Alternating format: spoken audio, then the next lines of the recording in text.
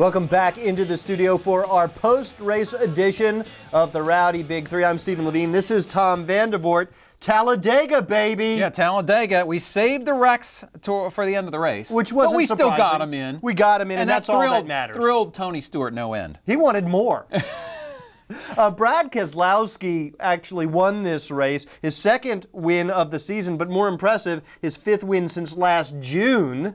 5 of his 6 victories in Sprint Cup have come in less than a year, but he may have found a new winning strategy on these restrictor plate tracks. Well, certainly when you have the lead, you're getting pushed. It did come down to the 2-car draft. He was getting a push from Kyle Busch, but we know that the guy in second has a good chance to slingshot around you. So Keselowski had thought this through and said, when we get far enough ahead, I've got to figure out a way to break this draft, to break this 2-car tandem up so he can't slingshot around me. So he made a quick move, got rid of Kyle Busch, and they were far enough ahead. See, I think that's the key to this, right. Is that if you look at last year's Talladega race, this race last year, you had these 2-car tandems coming down to the end. They were so tight that you really couldn't leave your partner because someone else was going to pass you. Right, everything came together. So the key was that Kyle Busch and Brad Keselowski got far enough ahead of Matt Kenseth and Greg Biffle that then Brad could make that move and separate himself from Kyle and win the race that way. So you could take it a step further and say the key is that Matt Kenseth and Greg Biffle did not stay hooked up. And Kenseth took the blame for that. Yeah, Kenseth said we had a winning car, we just didn't have a winning driver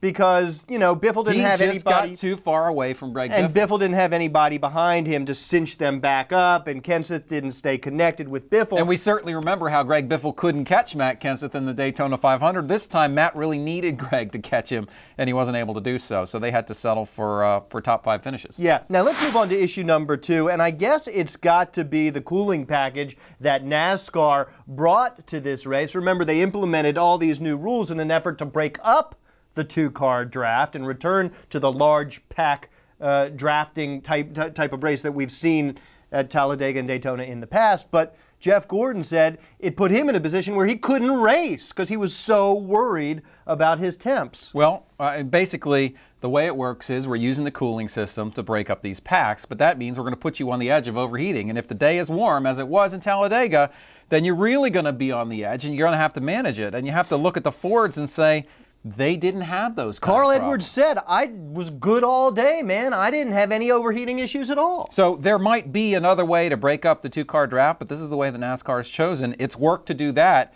but it does put the drivers in a bind. It does put the teams in a bind, and unsurprisingly so. And you and I and other people said when they first implemented this new rules package at Daytona, beware of unintended consequences. Right. And I think we've seen those. Jeff Gordon made the point, and I think it's a very valid one. Look, Talladega ain't Daytona.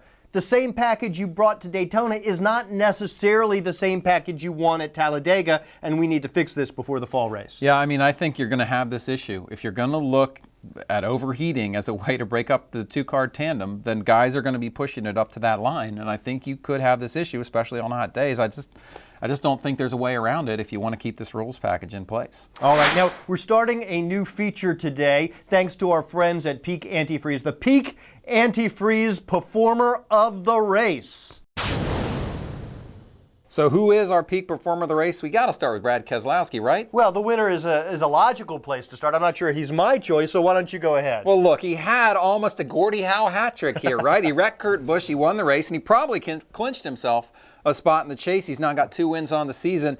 And the way he won this race used his brain. Yeah. So I like Brad Keselowski. He is a very cerebral driver. I'll give him that. I don't think necessarily he got enough credit in the early years of his career for being as smart as he is. But my peak performer of the race is actually Doug Yates of Roush Yates Engines. The Ford engines were stout. I mean, the results may not have shown it, but those guys were driving to the front at will. They were staying up front. Matt Kenseth led a race-high 73 laps. He got back to the front after being penalized late in the race for a badly timed pit stop. And as Carl Edwards said, they didn't have to worry about overheating. So I'm going with Roush Yates. Well, certainly this is a race. It's a lot about your engine. It's a lot about car preparation. You have to give the Fords a lot of credit. So, all right, Doug Yates, our peak performer of the race this week. For Stephen Levine, I'm Tom Voort. We'll see you next time.